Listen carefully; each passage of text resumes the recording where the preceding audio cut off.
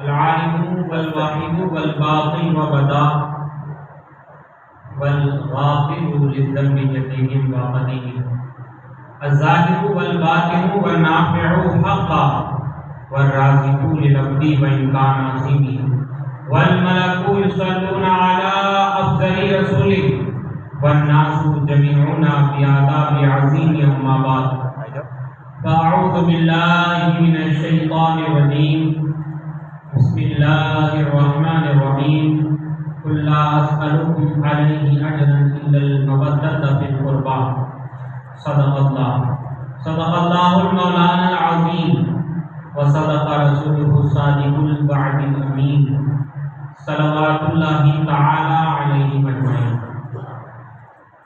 محترم المقام، عزیز دوستوں، ساتھیوں، بزرگوں اور بچوں، قرآن مجید کی ایک آیت کریمہ کو تلاوت کرنے کا شرف حاصل کیا. آئیے چند باتیں قرآن حدیث کی روشنی کے اندر پیش خدمت کی جائیں نہایت ہی ادب اور احترام کے ساتھ. سارے سنسار کے مرکز عقیدت آقائے کل کائنات ہادی دورہ رہبر اعظم فخر رسولہ شاہد عالم روح منزہ نفس مکرم تابش فطرت فخر عالم آئینہ قرآن رسول معظم جس کا وظیفہ کوشش و پیغام. اے برادران مکرم، تم بھی پڑھو درود با خلوص دم درود پاک پڑھے اللہم صلی علی سیدنا مولانا محمد وعلی وصحبہ وبارک وسلم. سرکار علیہ السلام نے ارشاد فرمایا، کل قیامت کے دن میرے مجھ سے سب سے زیادہ قریب وہ شخص ہوگا جس نے دنیا میں رہ کر مجھ پر کثرت کے ساتھ درود پاک پڑھا ہوگا. تو اگر یہ فضیلت چاہتے ہو تو درود پاک پڑھو اللہم صلی علی سیدنا مولانا محمد وعلی وصحبہ وسلم. حصول برکت کے لیے ایک بار اور پڑھ لیجیے اللہم صلی علی سیدنا مولانا محمد وعلی وصحبہ وسلم. معزز سامعین،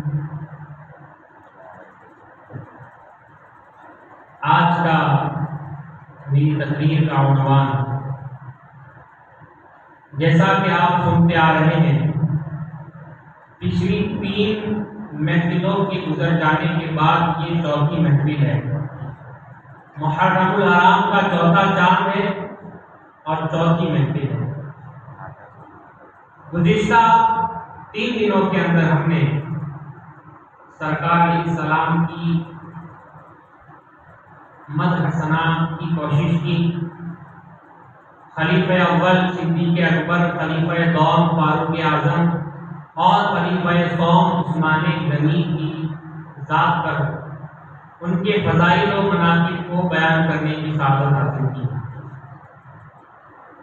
اس کے بعد اسلام کے 4تھے خلیفہ، 4تھا نمبر جس ذات کا آتا ہے اس ذات کو مولائے کائنات مولا علی رضی اللہ تعالیٰ عنہ کہا جاتا ہے.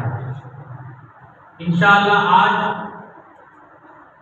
مولائے کائنات ابو الحسن بلغار خانہ کعبہ علی بن ابی طالب کی سیرت پر کچھ عرض کرنے کے لیے، آپ کے چند فضائل و مناقب بیان کرنے کے لیے حاضر ہوا. آپ دیکھیں کہ اللہ تبارک و تعالی نے مولائے کائنات علی شیر خدا کو کیسی فضیلت، کیسا مقام، کیسی عزت، کیسا وقار، کیسی عظمت و بلندی عطا فرمائی ہے. آپ کا شمار اہل بیت میں بھی ہوتا ہے، آپ کا شمار صحابہ میں بھی ہوتا ہے. جب 5 بندے تن کا نام لیا جاتا ہے تو اس میں بھی مولا علی شامل ہے. 4 خلفائے راشدین کا نام لیا جاتا ہے، آپ اس میں بھی شامل ہیں. 10 وہ صحابی جن کو حضور نے دنیا میں جنت کی بشارت عطا فرمائی، ان میں بھی مولا علی کا نام آتا ہے۔ تو مولا علی کی ذات ایک یونیک ذات ہے، سب ذاتوں سے ہٹ کر ذات ہے مولا علی کی، الگ ہے، کچھ علیحدہ ہے، کچھ جدا ہے۔ کیوں ہے؟ اللہ نے عطا فرمایا ہے۔ اب میں آپ کو بتاؤں، اہل بیت کی محبت ہم پہ فرض ہے، جس طرح صحابہ کی محبت ہم پہ فرض ہے، اس طرح اہل بیت کی محبت بھی ہم پہ فرض ہے۔ آپ دیکھیں، محبت فرض ہے اور کوئی اس بات کا انکار نہیں کر سکتا۔ اگر کوئی اہل بیت کا گستاخ ہے، وہ جنت میں ہرگز نہیں جا سکتا۔ جنت میں جانے کے لیے حضور کے دامن سے وابستہ ہونا پڑے گا، اور جو حضور کے دامن سے وابستہ ہونا چاہے اسے صحابہ کے دامن سے بھی وابستہ ہونا پڑے گا، اور اہل بیت کے دامن سے بھی وابستہ ہونا پڑے گا۔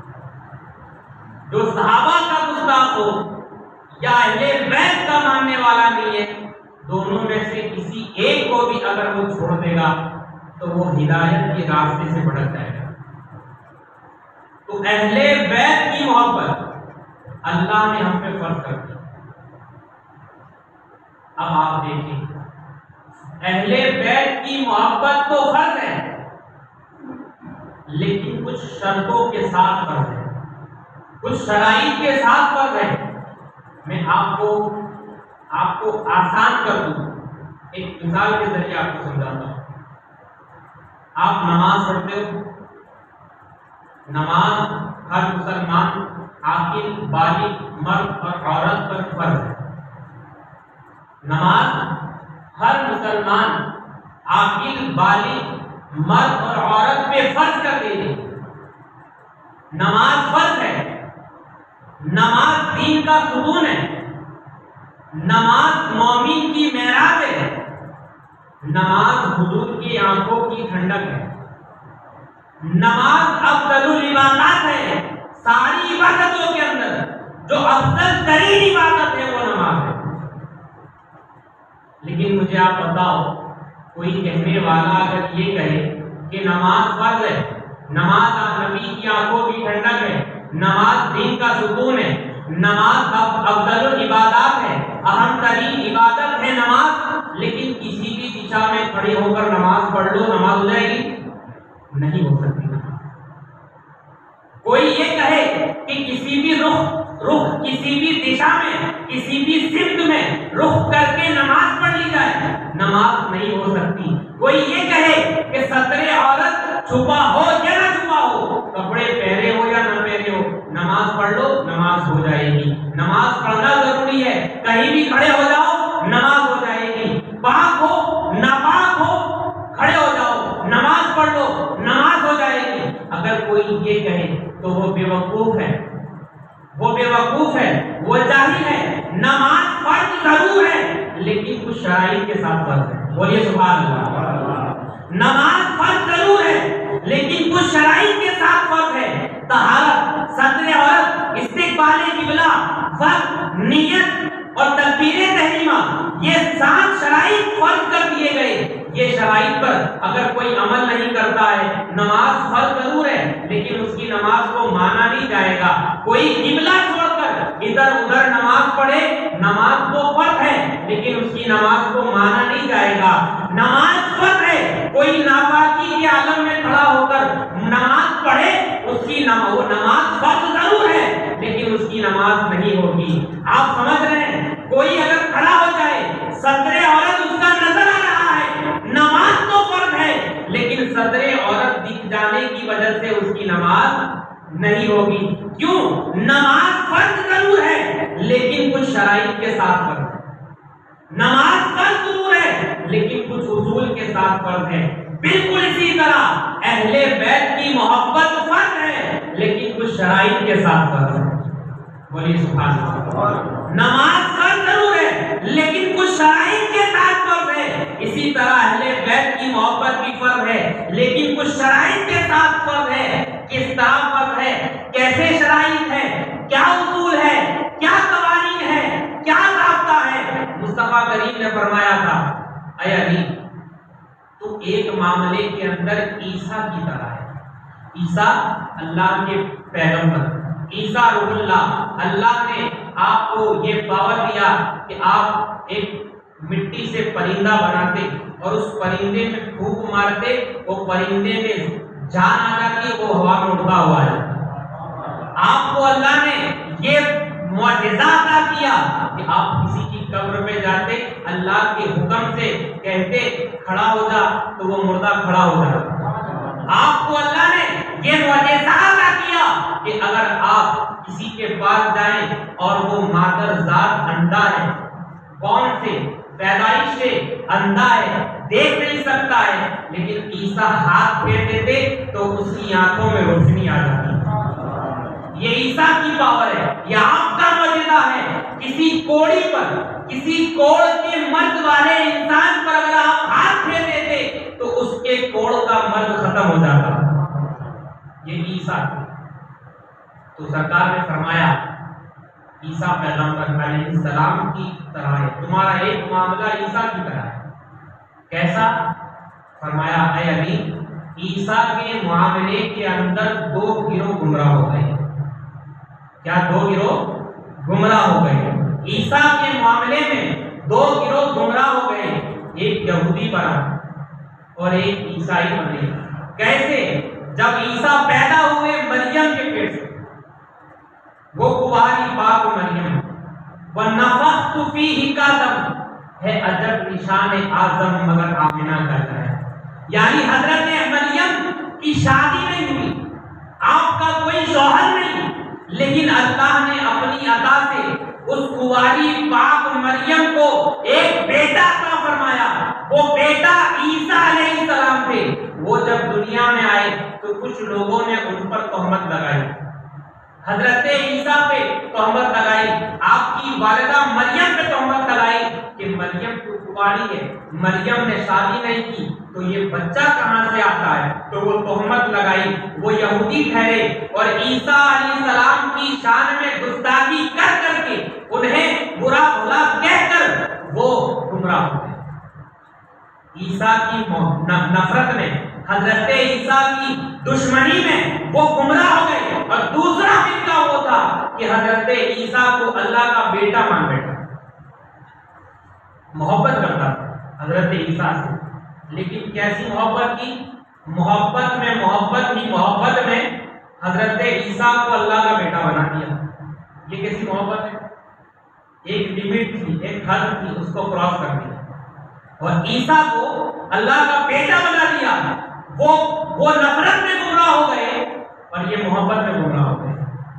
تو عیسیٰ کے معاملے میں، عیسیٰ کے تعلق سے دو قوم، دو گروہ گمراہ ہو گئے تھے۔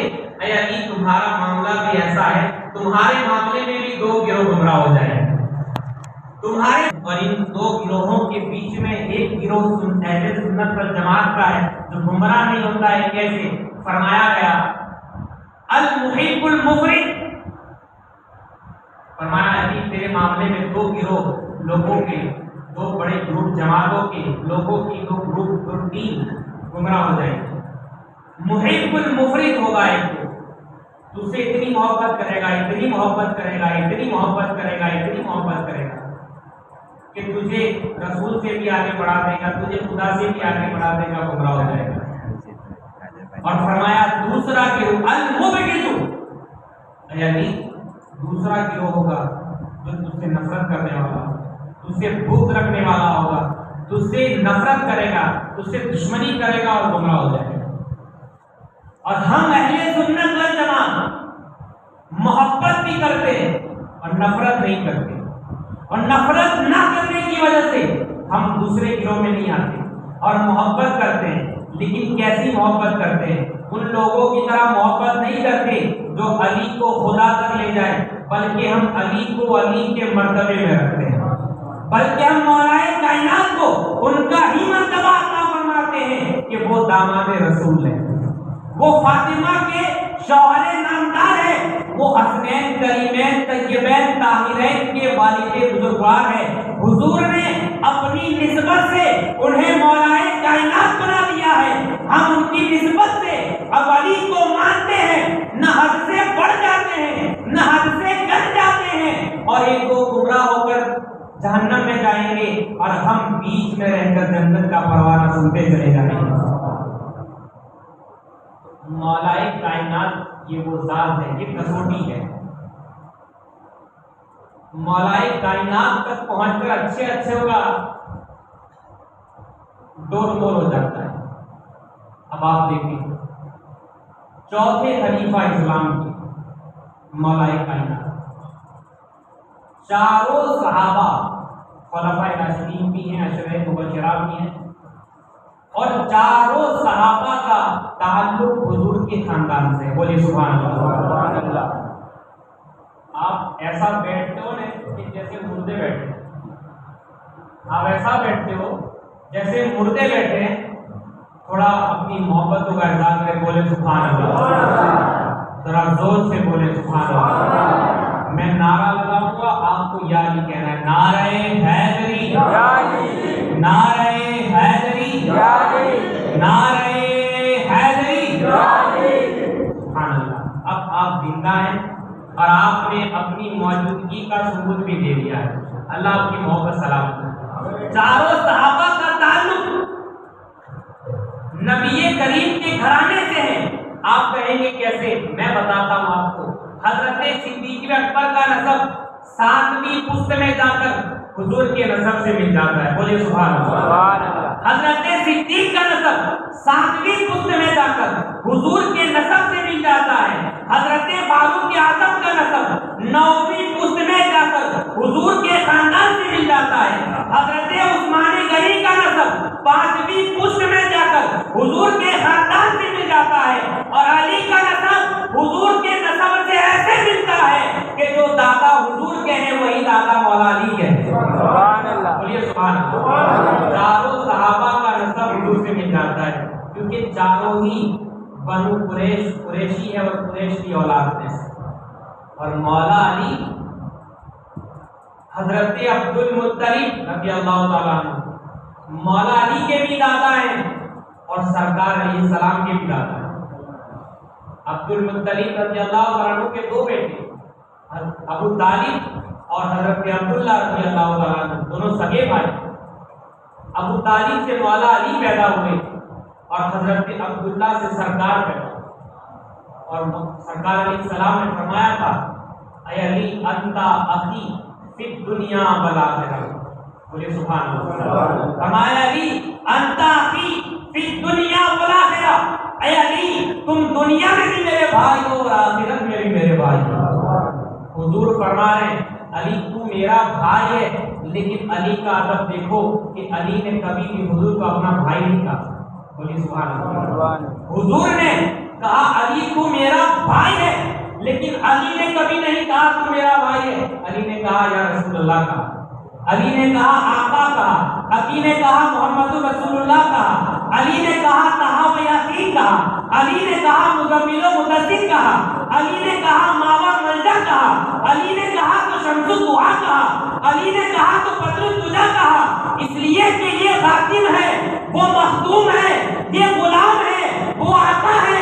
آقا چاہے تو غلام کو کچھ بھی کہتے، لیکن غلام کی یہ شان نہیں کہ وہ آقا کو کچھ بھی کہتے. بولیے سبحان اللہ. علی کو اپنا بھائی کہا، لیکن علی نے تاریخ اٹھا کے دیکھو، سیرت اٹھا کے دیکھو، مولا علی نے حضور کو کبھی اپنا بھائی کہا، لیکن حضور نے کہا تو میرا بھائی.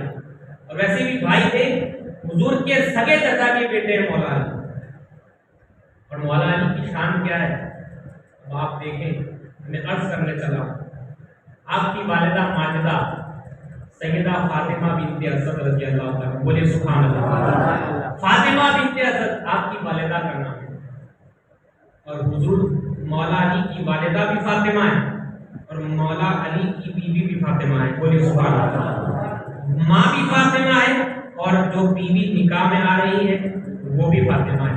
اب آپ دیکھیں جب آپ پیٹ میں تھے، آپ پیدا ہوئے، بڑا مشہور قصہ خانہ کعبہ میں آپ تشریف لے گئے، آپ کی وہاں ولادت ہوئی۔ جب آپ اس دنیا میں آئے تو آپ کس کی پرورش میں آئے؟ آپ رحمت للعالمین کی پرورش میں آئے، یعنی آپ دنیا میں آئے اور آپ نے سب سے پہلے جس ذات کے چہرے کو دیکھا ہے وہ چہرہ محمد رسول اللہ کا ہے۔ سب سے پہلے مولا علی نے اگر کسی کا چہرہ دیکھا تو وہ محمد رسول اللہ کا دیکھا۔ اور میں کہنا چاہوں گا یہ ایسی فضیلت ہے، یہ ایسی فضیلت ہے کہ ہر کسی کو نہیں ملتی ہے۔ ہم پیدا ہوتے ہیں تو ہم ڈاکٹر کو دیکھتے ہیں، کوئی پیدا ہوتا ہے تو اپنے باپ کو دیکھتا ہے، اپنی ماں کو دیکھتا ہے، اپنے رشتہ دار کو دیکھتا ہے، اپنے کنبے والوں کو دیکھتا ہے، لیکن علی پیدا ہوتے ہیں تو نہ ماں کو دیکھتے ہیں، نہ باپ کو دیکھتے ہیں، نہ کسی اور انسان کو دیکھتے ہیں تو محمد رسول اللہ کو دیکھتے ہیں۔ اپنی آنکھ ہی تب کھولتے ہیں جب دونوں عالمین کا رحمت نازل کرنے والے محمد رسول اللہ آ جاتے ہیں، اپنی آنکھیں کھول کر حضور کے چہرے کو دیکھ لیتے ہیں، حضور اپنا لعاب دہن عطا فرماتے، وہیں سے آپ کی ولایت شروع ہو جاتی ہے۔ بولیے سبحان اللہ۔ یہ بھی کیا کم ہے، علی کی فضیلت کے واسطے اللہ نے اپنا گھر دیا ولادت کے واسطے۔ یہ بھی کیا کم ہے، علی کی فضیلت کے واسطے اللہ نے اپنا گھر دیا ولادت کے واسطے۔ اور کسی شاعر نے کیا خوب کہا تھا کہ پہلے علی ملے خدا کے گھر سے، بولیے سبحان اللہ، پہلے علی ملے خدا کے گھر سے اور پھر ہم نے خدا کو علی کے گھر سے پایا، بولیے سبحان اللہ۔ پہلے علی ملے خدا کے گھر سے، پھر ہم نے خدا کو علی کے گھر سے پایا، یعنی اللہ نے علی کو اتنا مرتبہ و مقام عطا کر دیا کہ جو علی کی صحبت میں آ جاتا وہ خدا کا قرب حاصل کر لیتا تھا، تو خدا کا قرب حاصل کر لیتا تھا۔ آپ مولا علی کی شان اور مقام کو دیکھتے جائیں۔ کہنے والے نے کہا کہ اگر خاموش ہے تو دین کی پہچان علی ہے، بولی سبحان اللہ۔ اگر خاموش ہے تو دین کی پہچان علی ہے، گر بولے تو لگتا ہے قرآن علی ہے، اور قرآن تو دیتا ہے ہمیں دعوت ایمان یہ کہتا ہے میری جان علی ہے، ایمان یہ کہتا ہے میری جان علی ہے۔ اور نمایاں ہے دنیا میں سبھی اہل ولایت، نمایاں ظاہر ہے، بالکل واضح ہے، سب کے سامنے ہے، نمایاں ہے زمانے میں سبھی اہل ولایت، اور اہل ولایت کی بھی سلطان علی ہے۔ اور فرمایا کہ باغ نبوت کی کلی فاطمہ زہرا، باغ نبوت کی کلی فاطمہ زہرا، حسنین دو پھول ہے تو گلدان علی ہے۔ مولا علی کی شان یہ، آپ کا مقام یہ، آپ کا مرتبہ یہ، آپ کو اللہ تبارک و تعالیٰ نے ایسا کمال، ایسا شرف، ایسی عظمت، ایسی بلندی عطا فرمائی ہے کہ ایسی بلندی کسی اور ذات میں نظر نہیں آتی۔ پنجتر میں بھی آپ نظر آتے ہیں، اور صحابہ میں بھی آپ نظر آتے ہیں، خلفائے راشدین میں بھی آپ نظر آتے ہیں، عشرہ مبشرہ میں بھی آپ نظر آتے ہیں، بدر میں بھی آپ نظر آتے ہیں، احد میں بھی آپ نظر آتے ہیں، خیبر میں بھی آپ نظر آتے ہیں، خندق میں بھی آپ نظر آتے ہیں، حدیبیہ میں بھی آپ نظر آتے ہیں، اور فتح مکہ میں بھی آپ نظر آتے ہیں۔ محمد رسول اللہ جب مثال کرتے ہیں تب بھی نظر آتے ہیں۔ اور علی پیدا ہوئے تھے تو حضور نے مولا علی کو غسل دیا تھا، اور جب حضور وصال کر گئے تو علی نے حضور کو غسل دیا ہے۔ بولیے اب سبحان اللہ بولو۔ حضور علی پیدا ہوئے تو علی کو غسل دینے والی ذات محمد رسول اللہ کی تھی، اور حضور جب وصال فرمائے گئے تو حضور کو غسل دینے والی ذات مولا علی کی تھی۔ آپ دیکھیں پرورش کیسی ہے، پالن پوشن کیسا ہے، تربیت کیسی ہے، عروج کیسا ہے، چڑھان کیسی ہے، بچپن سے بڑے ہو کر یہ جو پروان ہے یہ پروان کیسی ہے۔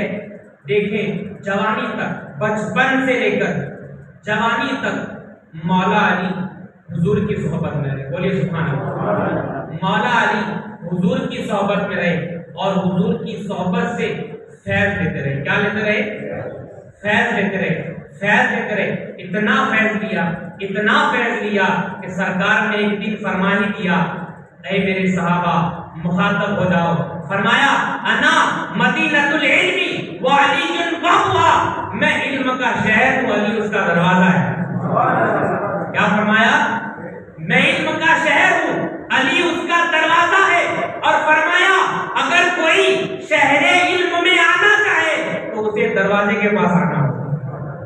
जब तक दरवाजे के पास नहीं आओगे शहर में एंट्री नॉट अलाउड है। तो जो इल्म का दरवाजा हो जाए उसके इल्म का मकाम क्या हो। अब आप देखें, मैं और दो चार बातें अर्ज करता हूँ, इससे पहले आप अपना मूड फ्रेश करें, दुरूद पाक पढ़े अल्लाहुम्मा सय्यिदना मौलाना मुहम्मदिन व आलिहि व सहबिहि व बारिक वसल्लम। मौला अली रज़ी अल्लाह तआला अन्हु जब पैदा हुए तो आपका नामे नामी इसमें गिरामी अली रखा गया, और आपकी वालिदा ने आपका नाम हैदर रखा। क्या रखा? वालिदा ने फातिमा बिन्त असद ने। तो किसी ने पूछा कि आपने अपने बेटे का नाम हैदर क्यों रखा है? मरहब को जब खैबर के किले में हजरत सिद्दीक़ अकबर भी गए, फारूक आजम भी गए, उस्मान जुन्नूरैन भी गए, लेकिन खैबर के किले को फतह न कर सके। आखिर में मौला अली की बारी आई, सरकार ने फरमाया आए ना अली बिन अबी तालिब। अली बिन अबी तालिब कहाँ है? बोलिए सुभान अल्लाह। अली बिन अबी तालिब कहाँ है? तो किसी ने कहा या रसूल अल्लाह वो तो आशूबे चश्म में मुब्तला है, उनकी आंखों में दर्द है। कहा अली को बुलाओ। अली को बुलाया गया। जब अली आए, अली के आने से पहले एक रात पहले सरकार ने इरशाद फरमाया था, कल मैं झंडा उस जात को अता करूंगा जो अल्लाह व रसूल से प्यार करता होगा, और अल्लाह व रसूल उससे प्यार करते होंगे। जो अल्लाह व रसूल का महबूब होगा, अल्लाह व रसूल उसके महबूब होंगे। कल मैं उस जात को झंडा अता करूंगा और वो झंडा लेगा और अल्लाह उसके हाथ पर खैबर के किले को फतह फरमाएगा। बोलिए सुभान अल्लाह। अब सारी रात सहाबा हैरान परेशान। क्यों परेशान है? सब यही चाहते हैं, या अल्लाह झंडा मुझे मिल जाए, या अल्लाह झंडा मुझे मिल जाए, या अल्लाह झंडा मुझे मिल जाए। आप कहेंगे झंडा वंडा क्या है? बात यहाँ झंडे और डंडे की नहीं है, बात यहाँ पे वो सनद की है, वो मर्तबे की है जो रसूलुल्लाह ने देने वाले हैं। रसूलुल्लाह ने ये कहा है, कल मैं झंडा उस शख्स को दूंगा जो अल्लाह और रसूल से प्यार करता है और अल्लाह और रसूल उससे प्यार करते हैं। अगर कल किसी एक सहाबी को ये झंडा मिल जाएगा, इसका मतलब ये है कि वो अल्लाह और रसूल का प्यारा है और अल्लाह और रसूल उसके प्यारे हैं। तो सारे सहाबा यही चाहते थे कि ये जो ओहदा है, ये जो मर्तबा है, ये मर्तबा मुझे मिल जाए। मर्तबाए हुब्बियत, मर्तबाए मोहब्बत जो है वो मुझे मिल जाए। सारे सहाबा पूरी रात इसी ख्याल में रहे, कल झंडा मुझे मिल जाए, कल झंडा मुझे मिल जाए। लेकिन हुजूर ने मौला अली को बुलाया, मौला अली तशरीफ लाए। कहा क्या हुआ? कहा मेरी आंखों में दर्द है, आशोबे चश्म में मैं मुब्तला हूँ। सरकार ने अपना मुबारक लुआब दहन, शिफा वाला लुआब दहन निकाला और उनकी आंखों पे लगाया। अल्लाह ने आंखों को शिफा अता फरमा दी। अल्लाह ने आंखों को शिफा अता फरमा दी। और जब शिफा अता फरमाई तो पूछा अली अब आंखें कैसी है? तो मौला अली ने कहा या रसूल अल्लाह पहले से ज्यादा रोशन हो गई है, या रसूल अल्लाह पहले से ज्यादा दिख रही है। और रसूलुल्लाह ने वो झंडा अली को अता फरमाया और कहा अली जाओ खैबर के किले को फतह करके आओ। मौला अली शेरे खुदा उस झंडे को लेते और खैबर के किले में दाखिल होते। मरहब से आपका मुकाबला होता है।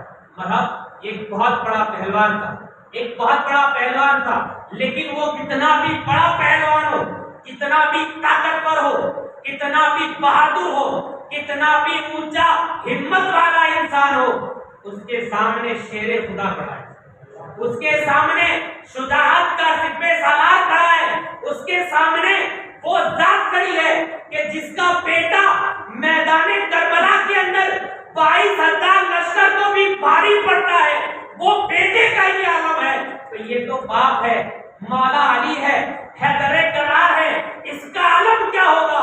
مولا علی جب مرحب کے مقابلے میں آئے، اور ایک بڑا طویل قصہ، لیکن میں بتاؤں آپ کو مختصر کر کے، مرحب جب قریب آیا اور مولا علی نے اپنی طاقت سے، روحانی طاقت سے، وہ پاور جو رسول اللہ کے ذریعے عطا کیا ہے مالک نے، اللہ تبارک و تعالیٰ نے، وہ پاور سے تلوار کو اٹھاتے ہیں، اور وہ تلوار جب مرحب کے سر پہ ماری جاتی ہے، اس کے سر سے اترتی ہوئی اس کے سینے کو چیرتی ہوئی اس کے 2 ٹکڑے کر دیتی ہے۔ مرحب ہے نیم، مرہم ہے تو نیم پڑے، سر مقتل پڑا ہوا، مرحب تو نیم ہے، سر مقتل پڑا ہوا، اٹھنے کا اب نہیں ہوش کہ یہ مارا علی کا ہے۔ مولا علی نے جب اسے مارا، اس نے ایک رمز کا شعر پڑھا، تو کہتے ہیں نا کہ میں یہ ہوں، میں وہ ہوں، میں فلاں ہوں، میں فلاں ہوں۔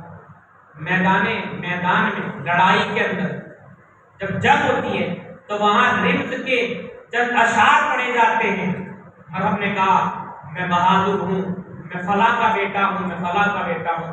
مولا علی کی جب باری آئی تو مولا علی نے کہا سمتنی امی حیدرہ، مولا علی کہتے ہیں تو ہوگا جو ہوگا، لیکن میری ماں نے میرا نام حیدر رکھا ہے، بولو سبحان اللہ۔ حیدر کا مطلب ببر شیر، میری ماں نے میرا نام حیدر رکھا ہے، اور حیدر کا جب وار ہوتا ہے تو سامنے والا 2 ٹکڑے ہو جاتا ہے۔ اب یہ حیدر کیا ہے، یہ میں آپ کو بتانا چاہتا ہوں کہ آپ کی والدہ نے آپ کا نام حیدر رکھا، حیدر آپ کا نام رکھا، حیدر کا مطلب ببر شیر۔ اب میں آپ کو اور ایک چیز بتاؤں، علی نام ہے مولا علی کا، آپ کا نام حیدر والدہ نے رکھا۔ اچھا، حیدر شیر کے معنی میں آتا ہے، اور شیر کے عربی لغت کے اندر کئی معنی ہیں۔ شیر کو عربی زبان کے اندر 100 سے زائد ایسے ورڈز ہیں، ایسے شبد ہیں کہ جو شیر کے معنی میں استعمال ہوتے ہیں۔ روایتوں میں آیا کہ اسد جو ہوتا ہے، اسد، اس کو بھی شیر کہتے ہیں، غضنفر جو ہوتا ہے اس کو بھی شیر کہتے ہیں، زیغم جو ہوتا ہے اس کو بھی شیر کہتے ہیں، حمزہ جو ہوتا ہے اس کو بھی شیر کہتے ہیں، عباس جو ہوتا ہے اس کو بھی شیر کہتے ہیں، اور حیدر جو ہوتا ہے اس کو بھی شیر کہتے ہیں۔